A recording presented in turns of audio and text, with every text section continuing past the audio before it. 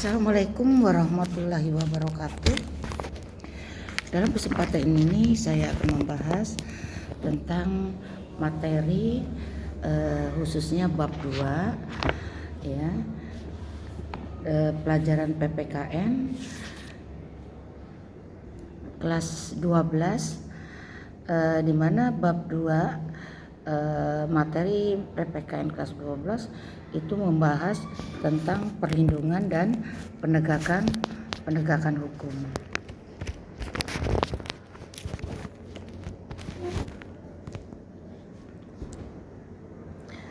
Dalam membahas materi perlindungan dan penegakan hukum, ya seperti yang kita tahu semua bahwa Indonesia itu adalah negara hukum, di mana pernyataan Indonesia adalah negara hukum itu diatur dalam pasal 1 ayat 3 yang berbunyi ya, atau yang menyatakan bahwa Indonesia itu adalah negara hukum. Nah, oleh kesempatan ini sebelum masuk ke hal-hal yang lain, saya akan menekankan tentang pengertian hukum itu sendiri.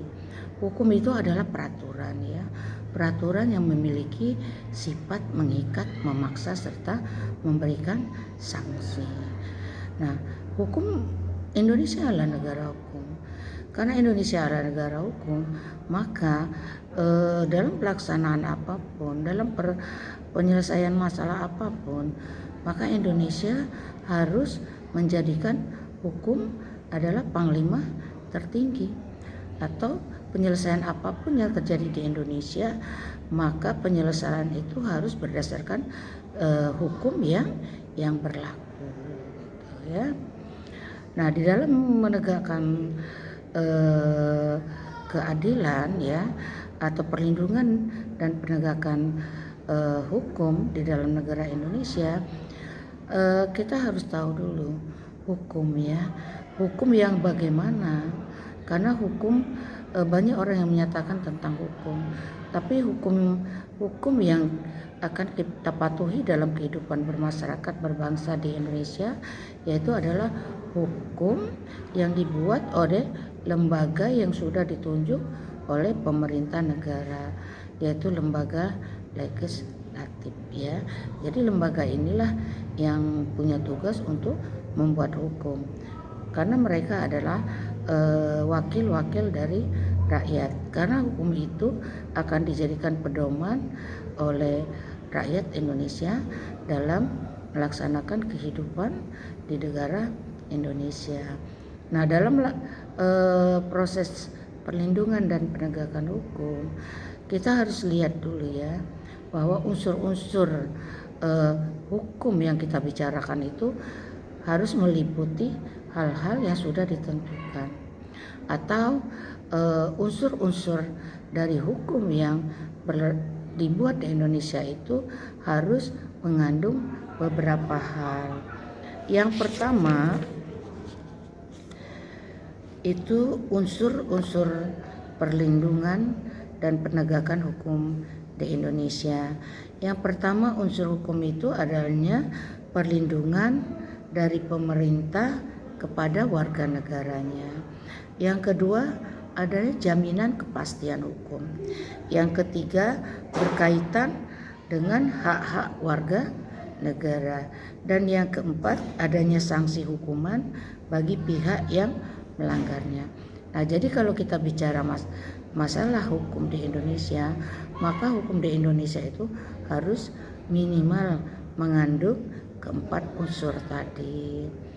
Makanya di materi pertama kita itu dibahas tentang unsur-unsur dalam perlindungan hukum ya, yang akan dipakai di dalam negara Indonesia.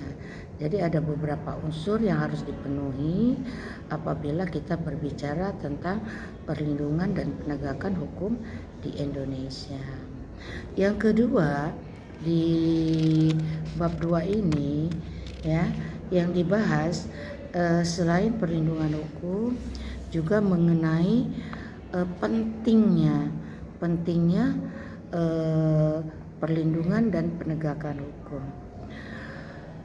Kalau kita bicara pentingnya perlindungan dan penegakan hukum itu sudah pasti ya, karena perlindungan hukum dan penegakan hukum itu akan membuat suasana lebih tertib gitu.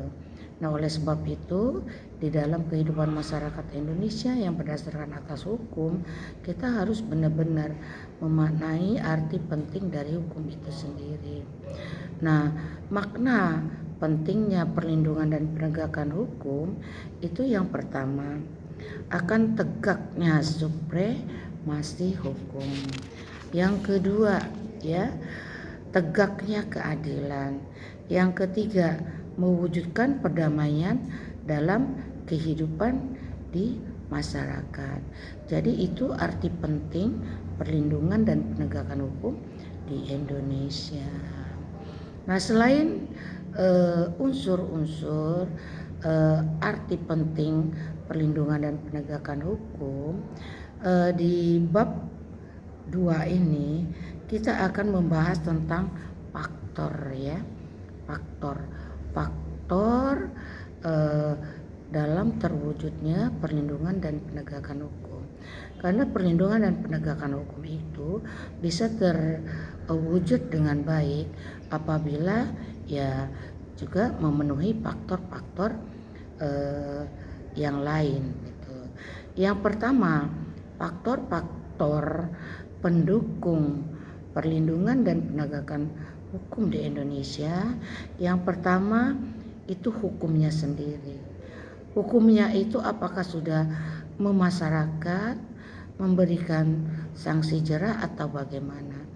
Jadi kita harus tahu ya tentang hukumnya itu sendiri. Yang kedua, faktornya itu adalah aparat penegak hukum. Bagaimana dengan aparat penegak hukumnya? Apakah aparat penegak hukum di Indonesia dapat melaksanakan tugasnya dengan baik atau bagaimana? Yang ketiga justru masyarakatnya sendiri ya. Masyarakat juga harus berperanan aktif dalam mewujudkan perlindungan dan penegakan hukum. Kemudian ditambah dengan sarana dan prasarana atau faktor prasarana dan sarana dan prasarana. Kemudian ada satu lagi faktor untuk dapat terwujudnya perlindungan dan penegakan hukum, yaitu faktor budaya suatu bangsa atau suatu masyarakat.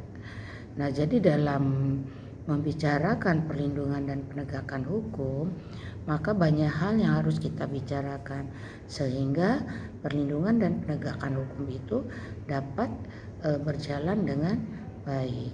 Seperti tadi ya, unsur-unsurnya harus terpenuhi. Kemudian kita harus paham makna ya atau arti penting perlindungan dan penegakan hukum itu sendiri. Kemudian kita juga harus tahu faktor apa saja yang bisa mendukung terwujudnya perlindungan dan penegakan hukum. Nah, untuk kesempatan kali ini saya cukupkan materi bab pertama poin A. Untuk itu saya akhiri materi di poin A kali ini. Assalamualaikum warahmatullahi wabarakatuh.